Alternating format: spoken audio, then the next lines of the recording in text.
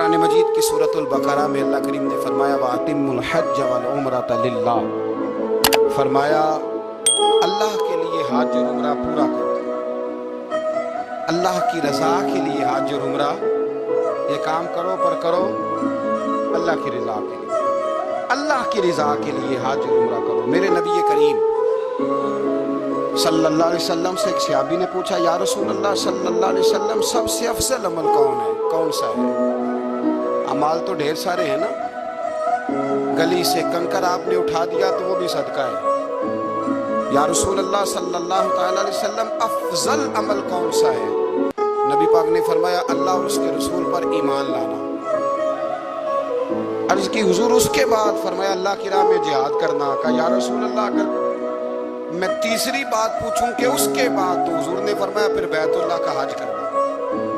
एक तरतीब बयान की, ईमान के बाद अफजल तरीन अमल जिहाद है, अल्लाह के रास्ते में जिहाद करना, और उसके बाद फिर हुजूर ने जिस अमल को अफजल तरीन करार दिया वो हज बैतुल्लाह है, वो अल्लाह के घर की ज़ियारत करना है, वो हज की सआदत हासिल करना है।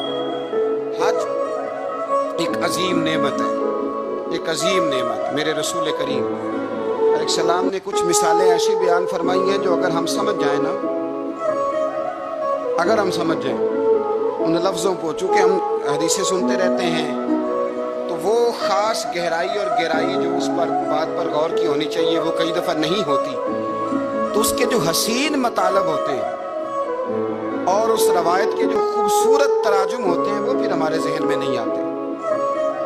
एक पहले दिन का बच्चा होता है, बिल्कुल पहले दिन का, आज माँ के पेट से पैदा हुआ, उसके ज़िम्मे कोई गुनाह नहीं होता, उस शख्स से किसी का कोई इख्तलाफ नहीं होता, उस शख्स ने किसी का दिल नहीं तोड़ा, उसने किसी को सताया नहीं, उसने किसी को परेशान नहीं किया।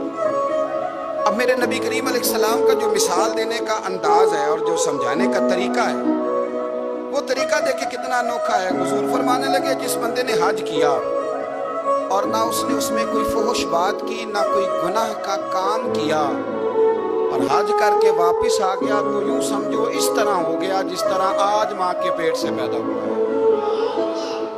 मिसाल देखें, तशबीह देखें, रायनाई देखें, और जो हुजूर की बातों से खुशबू फूटती है उसको महसूस फरमाएं कि जिस तरह आज माँ के पेट से पैदा हुआ है।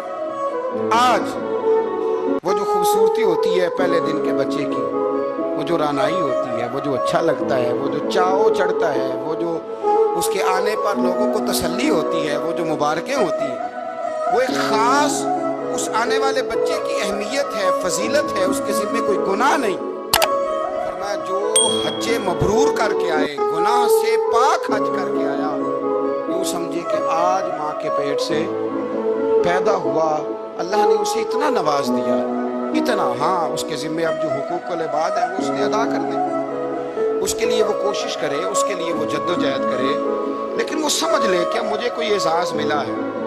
बुजुर्ग कहते हैं कि यूँ समझो तुम्हें एक नई ज़िंदगी मिल गई जब तुम हज करके आए, एक नई ज़िंदगी, तुम्हारे गुनाह माफ़ कर दिए गए, अब तुमने एक नई तरतीब के साथ आमाल को शुरू करना। अब तुम समझो कि अल्लाह तबारक व तआला ने तुम्हें बड़ा नवाज दिया है, तुम पर अल्लाह ने बड़ा फजल और एहसान फरमाया, और बड़ा खास करम नवाजी रब करीम ने तुम्हारे ऊपर फरमाई। इस तरतीब को समझे, इसको जहन में लाएं, और फिर देखें कितना एजाज वाला काम है। सहाबा का क्या मिजाज था? हज़रत ज़ाज़ान रज़ी अल्लाह ताला अन्हु फरमाते हैं कि हज़रत अब्दुल्लाह इब्न अब्बास का जब आखिरी वक्त आया तो उन्होंने अपनी औलाद को, कबीले को, बच्चों को बुलाया। हमारे यहाँ जब आखिरी वक्त आता है तो कुछ वसीयतें की जाती हैं कि वो वाला मकान फलां का है, वो वाली जायदाद फलां की है, ये उसको दे देना, ये रख लेना, ये मेरा कर्जा। ये भी अच्छी बात है, चलो हकदारों का हक उन तक पहुँच जाए। लेकिन हज़रत अब्दुल्लाह इब्न अब्बास ने अपने आखिरी वक्त अपने बच्चों को बुलाया और बुला करके फरमाने लगे, बेटा मेरे पास बैठो, मैं तुम्हें अपने नबी करीम अलैहिस्सलाम की एक हदीस ना सुनाऊं। अल्लाह करे हमें भी हुजूर की हदीसें सुनाते सुनाते ही मौत नसीब। आमीन तो कह दे यार।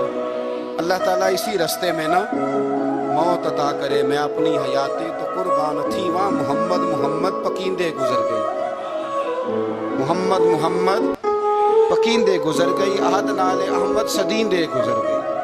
نبی کریم صلی اللہ علیہ وسلم کے غلام کیا کہتے ہیں؟ حضرت عبداللہ ابن عباس حضور کے چچا زاد بھی ہیں، اپنی اولاد سے فرمانے لگے تمہیں حضور کا ایک فرمان سنانا چاہتا ہوں۔ انہوں نے کہا جناب سنائیے بتائیے۔ تو کہنے لگے کہ نبی کریم علیہ السلام کو میں نے ارشاد فرماتے ہوئے سنا کہ جو شخص مکہ مکرمہ سے پیدل حج کے لیے نکلا، کہاں سے جی؟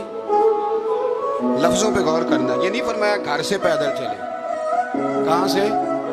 یہ تو ایک پہلے مکہ کے لیے فضیلت ہو گئی، اور پھر دوسری بات یہ کہ جو لوگ یہاں سے حج کرنے جاتے ہیں جا کے ٹھہرتے کہاں پہ؟ مکہ میں ٹھہرنا ہے نا سب سے پہلے۔